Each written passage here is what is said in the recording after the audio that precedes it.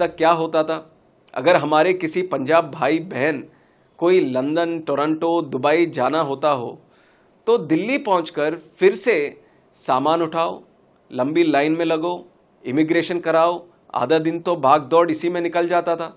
लेकिन अब सारे झंझट खत्म।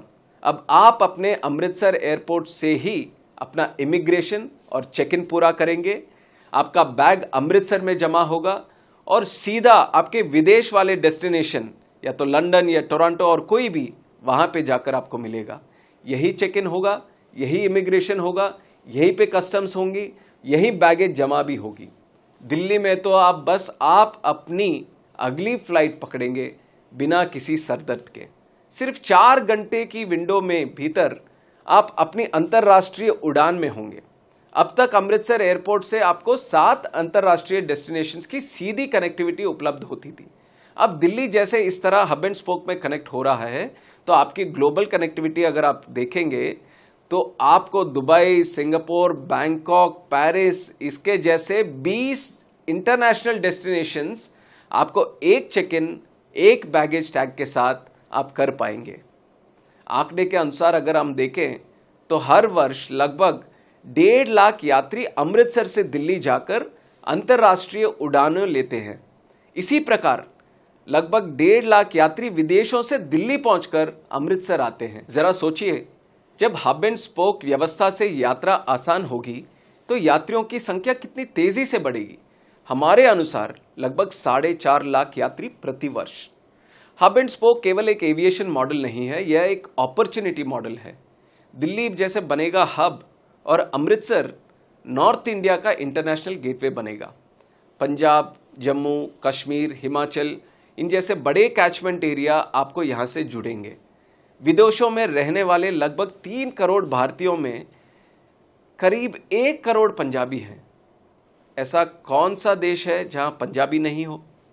अमृतसर ऐसा शहर है जिसका दिल पंजाब में तो धड़कता है, लेकिन जिसकी धड़कनें पूरी दुनिया में हमें सुनाई देती है। आज का यह कार्यक्रम पंजाबियों को उनके दिल, उनके पंजाब और उनके अमृतसर से जोड़ने का एक कार्यक्रम है। एयर कनेक्टिविटी जब बढ़ेगी तो उसका सीधा लाभ अमृतसर की अर्थव्यवस्था को भी पहुंचेगी। ज्यादा यात्री आएंगे तो होटल्स और उसके साथ जुड़े हुए व्यापार, travel agencies, tour operators, taxi operators, इनके भी कारोबार बढ़ेगी। हैंडीक्राफ्ट, टेक्सटाइल, कार्गो, लॉजिस्टिक्स, इन सब के नई गति मिलेगी और हब एंड स्पोक के माध्यम से हमारी एयरलाइंस की रेवेन्यू पर फ्लाइट भी बढ़ेगी। आज का दिन बहुत ही एक इम्पॉर्टेंट, बहुत ही महत्वपूर्ण और बहुत ही ऐतिहासिक दिन है। कुछ ही दिन पहले हमने बनारस में हब एंड स्पोक का पिछले महीने 25 तारीख को हमारे आदरणीय नागर विमानन मंत्री के कर कमलों से हम लोगों ने हब एंड स्पोक की शुरुआत की थी। आज अमृतसर उसी की श्रृंखला में एक नई कड़ी है, दूसरी जगह जहां हम हब एंड स्पोक का विस्तार कर रहे हैं और इसलिए हमें इसी कड़ी को हम आगे आने वाले दिनों में भी आगे लेते चले जाएंगे। और हमारे कोलीग्स ने, पुनीत कंसल ने और विपिन ने, chairman airport authority of India ने विस्तार से बताया है हब एंड स्पोक के बेनिफिट्स के बारे में। इसका हमें हब एंड स्पोक को कैसे इम्प्लीमेंट करें और कब इम्प्लीमेंट करें, इसका हमको हमारे मंत्रालय में, मिनिस्ट्री ऑफ सिविल एविएशन में, हम काफी दिनों से इसका इंतजार कर रहे थे। इसकी थोड़ी even at the cost of being repetitive, I would like to highlight some benefits that will accrue to the airlines, to airports and to our passengers. आज के दिन जहां करीब एक बहुत बड़ा तबका हमारे स्टूडेंट्स का हो, हमारे लोगों का हो, हमारे मिडिल क्लास का हो, जो बाहर जाता है और बाहर जाते समय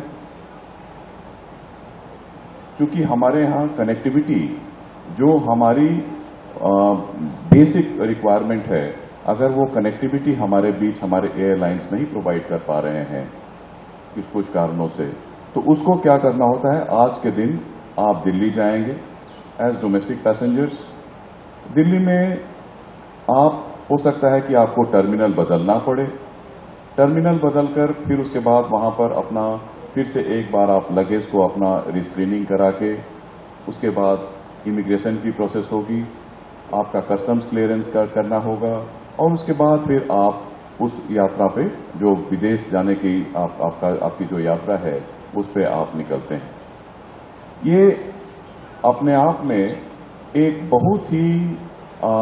बहुत सारी चीजों का आपको की तैयारियां करनी पड़ेगी।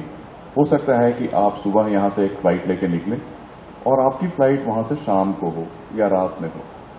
तो जो सीमलेस कनेक्टिविटी की बात हम लोग करते हैं, वो सीमलेस कनेक्टिविटी नहीं मुहैया हो पाती थी। हब एंड स्पोक के जरिए हमारा देश बहुत बड़ा देश है और बहुत हमारे सारे एयरपोर्ट्स हमारे खुल रहे हैं, बहुत सारे हमारे इंटरनेशनल एयरपोर्ट्स हैं, लेकिन हमारे इंटरनेशनल एयरपोर्ट से डायरेक्ट कनेक्टिविटी नहीं है। हब एंड स्पोक उसी दिशा में लिया गया हमारे लिए एक बहुत बड़ा सार्थक प्रयास है। आदरणीय प्रधानमंत्री के मार्गदर्शन में, उनके नेतृत्व में, और हमारे honourable minister of civil aviation और minister of civil aviation state, उन लोगों के मार्गदर्शन में हम लोगों ने एक इसकी रूपरेखा तैयार की और आज हम लोग उसकी दूसरी कड़ी पे हम लोग यहाँ पे उपस्थित हुए हैं। इसमें छोटी छोटी चीजों की बात करना चाहूंगा। जैसे यहां से अगर आप डोमेस्टिक पैसेंजर के रूप में अगर आप जाते हैं दिल्ली, तो आपका एयरलाइन 15 किलो या 20 किलो का ही लगेज आप ले जा सकते हैं। और ये सबके साथ ऐसा होता है कि अगर आप बाहर से आ रहे हैं, आप दिल्ली में आपने लैंड किया इंटरनेशनल फ्लाइट के जरिए, उसके बाद आपको अमृतसर वापस आना है। वहां से आते समय तो आपको 30 किलो या 35 किलो का लगेज होगा, लेकिन यहां से जब आप दिल्ली से अमृतसर की यात्रा करते हैं तो एयरलाइंस उस पर रोक लगाएंगी, वो 15 किलो होगा या 20 किलो होगा। इन सब छोटी छोटी चीजों का भी इसमें हम लोगों ने ध्यान रखा है। तो यात्रा कैसे सुगम हो, सारी की सारी चीजें यहीं पे आपका इमिग्रेशन, आपका कस्टम्स, आपका लगेज का चेक इन, सब कुछ यहीं हो जाएगा। और उसके बाद जब आप दिल्ली जाते हैं तो कुछ ही समय में आप सिक्योरिटी होल्ड एरिया में जाते हैं, जैसा विदेशों में होता है, विदेश के जितने भी हमारे हब होते हैं, और वहां से आप सीधे एयरलाइन से गाइडेड होके आप अपने गंतव्य स्थान के लिए जो विमान जाएगी वहां पे आप बैठ के और आप चले जाते हैं। तो ये एक धीरे धीरे करके मुझे लगता है जो पुनीत कंसल साहब और उनकी टीम ने जो यहाँ पे तैयार किया है कि हम लोग धीरे धीरे करके 4 ऐसे हब हम लोग भारत में बनाएंगे और करीब करीब 40 ऐसे स्पोक्स हम बनाएंगे। हमारे जितने भी इंटरनेशनल एयरपोर्ट्स हैं उन सबको स्पोक्स के रूप में विकसित किया जाएगा